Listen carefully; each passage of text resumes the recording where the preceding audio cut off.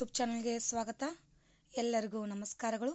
Mobile ಬಳಕೆ ಲಾಭ ಮತ್ತು ಹಾನಿ ಪ್ರಬಂಧ. ಮೊಬೈಲಿಂದ ಆಗುವಂಥ ಉಪಯೋಗ ಹಾಗೂ ಹಾನಿ, ಈ ಒಂದು ಪ್ರಬಂಧದ ವಿಡಿಯೋ ನೋಡೋಣ ಬನ್ನಿ. ನಿಮಗೂ ಕೂಡ ವಿಡಿಯೋ ಇಷ್ಟವಾದಲ್ಲಿ ಪ್ಲೀಸ್ ಲೈಕ್ ಮಾಡಿ, ಸಬ್ಸ್ಕ್ರೈಬ್ ಮಾಡಿ. ಪೀಠಿಕೆ: ಇಂದಿನ ಆಧುನಿಕ ಯುಗದಲ್ಲಿ ಮೊಬೈಲ್ ಫೋನ್ ಪ್ರತಿಯೊಬ್ಬರ ಅಗತ್ಯವಾಗಿದೆ. ಮೊಬೈಲ್ ಅಥವಾ ಸೆಲ್ ಫೋನ್ಗಳು ಹಲವು ವರ್ಷಗಳಿಂದ ನಮ್ಮ ಜೀವನವನ್ನು ಕ್ರಾಂತಿಗೊಳಿಸಿವೆ. ಇದು ಹೆಚ್ಚಾಗಿ ನಮಗೆ ಪ್ರತಿಯೊಂದು ಕೆಲಸದಲ್ಲಿಯೂ ಒಂದಲ್ಲ ಒಂದು ರೀತಿ ಸಹಾಯ ಮಾಡುತ್ತಿದೆ. ಹಿಂದೆ ಜನರು ತಮ್ಮ ಪಾತ್ರಗಳಿಗೆ ಉತ್ತರ ಪಡೆಯಲು ದಿನಗಂಟಲೆ ಅಥವಾ ವಾರಗಂಟಲೆ ಕಾಯಬೇಕಾಗಿತ್ತು.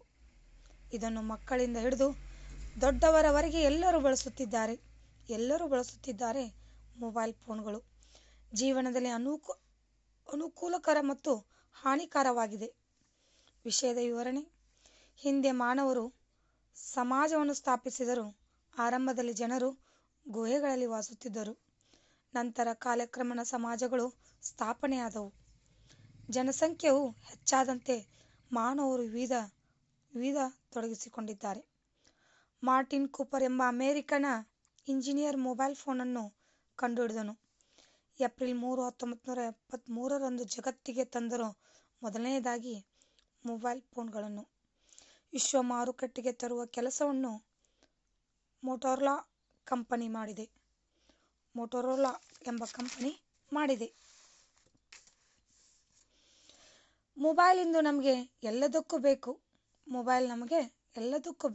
ಮೊಬೈಲ್ ಇಲ್ಲ ಅಂದರೆ ಜೀವನ ಇಲ್ಲ. ಹಾಗೂ ಇಂದು ನಾವು ಇದನ್ನು ಕರೆ, ಸಂದೇಶ ಮತ್ತು ಮೇಲ್ ಮಾಡಲು ಬಳಸುತ್ತೇವೆ.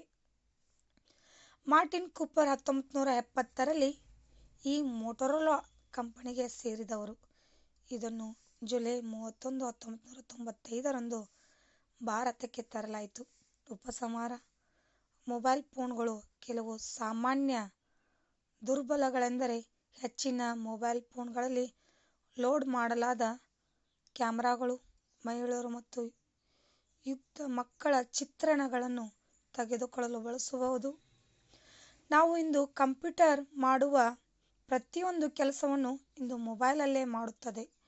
ಇದು ಸ್ಮಾರ್ಟ್ ಫೋನ್ನಿಂದಾಗಿ ಈ ಕೆಲಸ ತುಂಬ ಸುಲಭವಾಗಿದೆ. ನಾವು ಯಾವುದೇ ಮೂಲೆಯಲ್ಲಿರುವ ವ್ಯಕ್ತಿಯೊಂದರ ಮೊಬೈಲ್ನಿಂದ ಮಾತನಾಡಬಹುದು. ಮೊಬೈಲ್ ಎಲ್ಲರ ಜೀವನವನ್ನು ಸುಲಭ ಮತ್ತು ಅನುಕೂಲಕರ ಮಾಡಿದೆ ಎಂದು ಹೇಳುತ್ತಾ, ಮೊಬೈಲ್ ಫೋನ್ ಬಳಕೆ ಲಾಭ ಮತ್ತು ಹಾನಿ ಪ್ರಬಂಧದ ವಿಡಿಯೋ ಇಷ್ಟವಾದಲ್ಲಿ ಪ್ಲೀಸ್ ಲೈಕ್ ಮಾಡಿ, ಸಬ್ಸ್ಕ್ರೈಬ್ ಮಾಡಿ. Thank you.